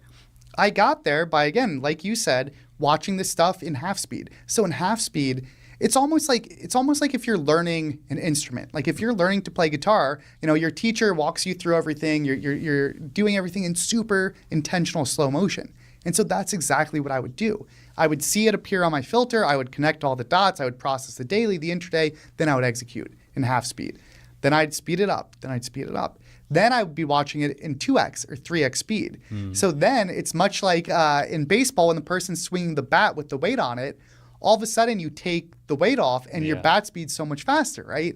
And so if I'm training myself at 2x speed and you get all those reps in, well, guess what? Nobody else was doing that. I'm sure some people are doing that now as I've talked about this stuff, but nobody was doing that. And then when you have someone as hungry and driven as I was, doing that so many hours, every single Sunday, every single day, I was just working. So the amount of reps I was getting, it's not that I was naturally faster, naturally better. I wasn't good at any of this. But nobody had more reps than me. I feel like a misconception in the retail space off the back of that is that I'll learn as I do. So as you mentioned, like if you just did that, the amount of reps you'd probably only get a very small handful of reps in a year in comparison to the blown out of the water in proportion of the reps you've done by doing that process. And I feel like that misconception is that, I learn as I trade. I can only learn when I'm trading. And therefore, they just find themselves just constantly in that boom and bust cycle. Well, never getting out. Exactly. And think about it. This year was active, but a lot of years are super slow. So you might get some of these years where you could sit around all day for 8 hours. Well, I guess I know the market's not 8 hours, but whatever. And you might get 0 reps. And like we spoke at the very beginning of the podcast, imagine the difference in intentionality and effectiveness of someone that sits around getting 0 reps for someone that took that slow period and is just doing chart write-ups and watching tape and you could get 100 reps that day right? And so that compounded over the course of years, it's the difference between huge success and huge failure. Definitely. And in terms of edge, when people hear about edge in the more retail space, I think they just quickly and automatically just associate it to strategy, and that's it. Purely just strategy, or here's my top-down analysis and my technicals, maybe some fundamentals, if they use that, which a lot of retail traders don't. Like, what would you say the true meaning of trading edge is? Sure. So I think in its most simplest form, edge is simply positive expectancy. Then it's a question of what can give someone that positive expectancy. And it could be your strategy. It could actually be a lot of things. So maybe you have speed versus everyone else. Like if you're an algorithm or a high frequency trading firm, your edge is your speed. Maybe you have an edge in resources. Maybe I have all the news sources imaginable. Maybe my edge is in my information processing. Hey, I'm not the fastest to this news, but that biotech trial data, I can understand this trial data better than anyone else. That was never me, but that's someone out there. And or maybe it's also psychology. Hey, like this is when everyone is max scared, max panic. I'm good at recognizing that feeling in my stomach, recognizing that fear, and recognizing that equals opportunity. Maybe your edge also comes from just having a good broker with short locates or access. A big trend this year was access to overnight trading. Being able to trade the overnight session, being able to trade futures, being able to trade options. Like SMCI this year on that exhaustion gap in February had an amazing opportunity in options. But you need to be able to have access to that. That can be part of your edge. So all of these things together, along with your psychology, your work ethic, your pattern recognition, that's what really comes together to give you positive expectancy. In terms of positive expectancy, how would you define that for the audience? We'll have a definition on screen, hopefully, but how would you define that for the audience if they don't understand what that means? Sure. So positive expectancy simply means if you do that thing over the long run, will it make you money? So if we were to flip a coin and bet 50 cents, I get it on heads, 50 cents, I pay it on tails, the expectancy of that over the long run is zero, right? It's 50-50 coin flip, and whatever I make, I'm going to give away over the long run. So there's no positive expectancy there. And so meanwhile, if I were a really good poker player, and let's say I played 10,000 hands, and on the average hand, I made $50. My expectancy would be positive, and it would be $50 per hand. So the way every trader should be thinking is, at the essence, we all need edge. Without edge, no matter how good your psychology or risk management is, you will not make a single dollar over the long run. You need positive expectancy. So as traders, we then want to be collecting data and able to quantify that. How much do I make in this strategy and that strategy and that strategy? And that allows you to then refine and figure out what you should be trading and what you shouldn't. And a lot of traders, they don't properly collect their data and do this analysis. So especially if you're one of the less systematic traders, you might be doing 5 strategies. 4 of them might be making decent money, and maybe one of those 4 is making amazing money. But then you have one strategy that you're losing money in, but because the human mind is just prone to error and bias and everything, you don't recognize that you're just draining P&L in this 5th strategy. And if you just cut it out, you'd be making more. But a lot of that we don't know if we don't crunch the data and do the analysis. It's that saying, isn't it? You don't know what you don't measure. Yeah. Right? Yeah. One of my favorite analogies that I always tell is in IPOs, we would trade a lot of those. And the best IPOs were always the super, super hot ones. The Alibabas, the Reddits, the ARM IPOs, stuff like that. And so I had these trainees where they were trading every IPO, even like the slow, shitty ones, even the bullshit, illiquid ones. And so eventually I was like, hey, like, why are you trading these shitty IPOs? And he looked at me and he's like, oh, I make money in IPOs. And that factually was correct. He does make money in IPOs. But I knew the nuance that he was missing. And so I said, okay, crunch your data and tell me what you find. He crunches his data and he's like, look, I told you I make money in IPOs. And I'm like, yeah, but what do you notice? And, I'm going to butcher these stats. I obviously don't remember the specifics, but it was something to the effect of, if he traded 10 IPOs, he traded 2 hot ones and 8 just garbage ones. Yeah. He made a lot of money in the 2 hot ones, then lost in the 8 garbage ones. And all he had to do to make his strategy infinitely more effective is, dude, stop trading the garbage ones, you know? But a lot of people don't know that until you actually go through the data.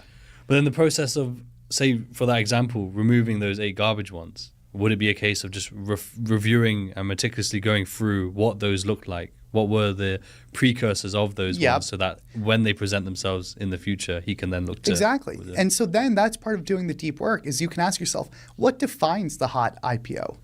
Okay, you know, it must have a name brand name. It must have at least this much float. It must have at least this much, you know, excitement, however you want to call it.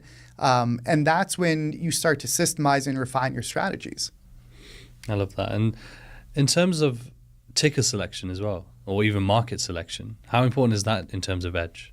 I mean, I would argue it's everything. It's everything.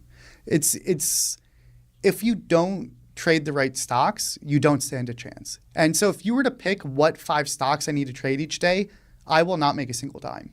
So it is an absolutely necessary precursor to making money. And one analogy I talk about is the broken slot machine. And it's one of those things where if you put me in a casino and I just start playing different, you know, there's 1,000+ tickers, 1,000+ slot machines. If I just play any one, I'm going to lose over the long run. What I need to do is find the game that's broken. That doesn't mean I'll necessarily win, but I at least have the chance and the expected value to win. And so those tend to be the stocks that are moving on news catalysts, that are making large emotional, big price discovery moves, like based on extreme technicals. And that is kind of what I need to do. And so even when I talk about like futures and Forex, a lot of times I view those markets as fairly efficient and, at least for me, not a ton of edge. But there will be times when those markets are also doing something amazing, you know, like moves in the yen, moves in the Nikkei, or all sorts of times we get catalysts. And that's when I'll be involved in that. And that's when I personally view that those have the most edge. But if I trade that stuff when it's not in play, as we like to call it, I'm not going to make a single dime. I'm going to lose it. In play can be like, you know, volatility or a particular news catalyst. Good volume, news catalyst, good charts, just doing something special. Not really just range bound and noisy. And nothing's going to have that 24/7. Correct. Right? And I think that's a misconception people might have. I've heard you say before, actually, which I thought it made complete sense when you're taking all of this context into it as well, where you were like, I don't understand the traders who just say, I'm just a futures trader or I'm just a NQ trader, you know? Yep. Because of that concept of like, okay, cool, but then there's so much being left on the table. Because I know traders like that. I do know traders who only trade one pair and they do it well. But I understand the concept of like, if you go through a period of, let's say, of 2-3 weeks on that particular pair where just nothing's happening, and it can really start to have a knock-on effect onto your psychology or your doubt or wherever it may be, hopefully not. But in that 2 to 3 weeks, there was probably plenty of opportunities that were in play. Yep. And a lot of what I try to do is I try to teach optimal. And look, we'll never achieve optimal, but it's so important to know what is optimal, at least from an objective mathematical sense. And so in general, we want to be moving to whatever offers the most expected value. So that might be Bitcoin post-Trump election. That might be Tesla post-Trump election. So if you're in a market that isn't really moving, well, guess what? You're leaving some huge opportunities there. And so it's so important to always think to yourself, like, and even online, right? There's some amazing real traders out there. And they all posted their end of year reviews and everything. Some I highlighted on my Twitter account. The best traders out there moved to wherever the big opportunities were. And we're talking SMCI, we're talking MSTR, we're talking Bitcoin, we're talking the Nikkei, we're talking all these different products, all these different strategies. Some were mean reversion, some were breakouts. And so yes, you need to stick to your own strengths, but ideally, if you're going to stick to your own strengths, can you apply it to the best product or ticker possible? One thing I would love to ask you as well is something that you mentioned in terms of negative edge. So obviously we've talked about edge in general, but what would you class as negative edge? So essentially just negative expected value. So that's going to be when over the long run, if you play that game, you're going to lose. And so I would argue that for most people, not everyone, but most people will struggle in stuff like the S&P 500 and the NASDAQ and the Forex pairs on a normal average day. So at least for me, definitely for me, I would have negative edge doing that. And so I think people need to be so aware of when they do have edge and when they don't. Because most traders that I know, and at least most I've seen even in the professional world and otherwise, they have the most edge in times of the most volatility and volume and craziness. So that's when most traders want to turn on the risk and really, really push. But then in periods when things are calm and range bound and there isn't much going on, that's when you got to really pare back. And so even a trader like myself, if I'm trading during a slow time, or if I'm trading when there aren't these really good opportunities, I'll lose money. And most traders will. Like, I'm sure there's some trader out there that's just can really do fine in those range bound times. Like, I don't discount that. But for most people, including myself, part of the job is you got to make money and you got to know when to just be pedal to the metal. Wow, we're getting pocket pairs. I'm getting aces, kings, queens, and really, really bet. Then you also got to know, like, okay, I'm getting 2-7, I'm getting 3-8, I'm getting 10-2 or something, and just say, I'm not playing this at all right now. Yeah. What would you say in terms of building out an edge? So actually identifying it and then being able to size into it, trade it effectively, trade it live even. What does that process look like? Yep. So there's a few methods to find edge. Some of those are backtesting. You can just essentially look at a hypothesis and test that data in the past. You can forward test, meaning how do I think this is going to pan out, and then essentially execute that in the future and collect data. Or then what I think is one of the most effective strategies is to reverse engineer something. And if I had no edge, where would I start? I would observe the market and try to find what stocks are making the craziest moves, and I would just simply database them all. Whether in Evernote, whether on Notion, I would just collect every chart of something doing really big moves on really high volume. So Good night. in the last quarter or so, maybe I would be looking at the Tesla chart, maybe I would be looking at the quantum names, maybe I would be looking at Palantir, and I'd really just take those charts. And then I'd try and find patterns and principles. Like, okay, like what happens when this broke to highs? What made this a better setup or a worse setup? What led to the really clean moves? Oh, like, okay, this led to a really clean move because we broke to highs on a news catalyst.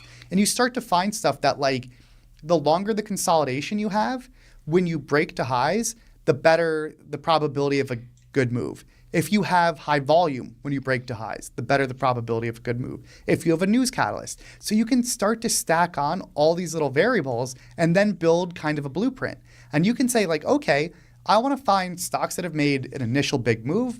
We consolidate, I don't know, at least an equal amount. We then break to highs on high volume and a news catalyst, and you can start testing that. And you'll find that, like, with enough variables, you start to find, okay, this leads to edge. Doing the necessary work. But just as off the back of that, because let's say the average retail trader, let's say they're going to a mentor, right, who's teaching them an edge, whether it's legitimate or not, but regardless, or even if someone's going to a prop firm and they're being taught edges from senior traders, for example,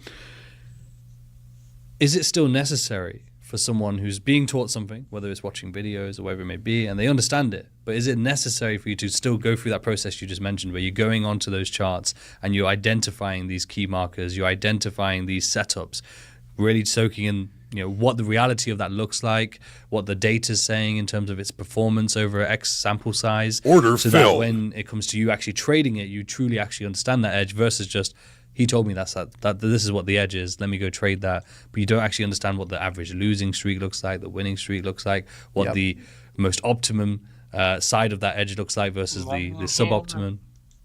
So I think if you have proper mentorship, you can actually get away without it. Like if someone's giving you a strategy and says, when A, B, and C happens, do X, if that person has done the work and you're following it, you can get away with it. Okay.